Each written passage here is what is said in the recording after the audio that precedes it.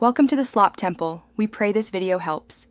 You start now by making the block oil and coolant free because trapped fluids promote corrosion. Once drained, clean mating surfaces and blow passages dry. This prevents trapped moisture. Apply a thin film of rust inhibitor to bores, deck, and exterior. This protects metal and buys time. Make sure to cap crank, cam, and coolant openings immediately because sealing prevents contaminants and critters. You'll already be reducing future work while you prepare the block for safe transport or long-term storage.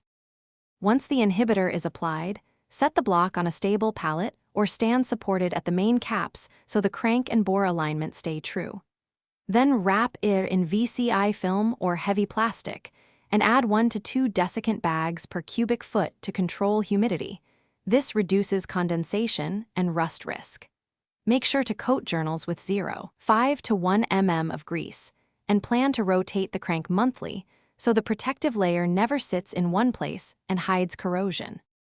You finish by placing the block in an indoor, stable environment between about 10 and 25 degrees Celsius where humidity stays below 60% because temperature swings and moisture cause rust and gasket degradation.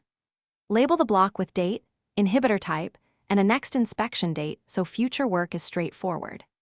Inspect every 3 to 6 months.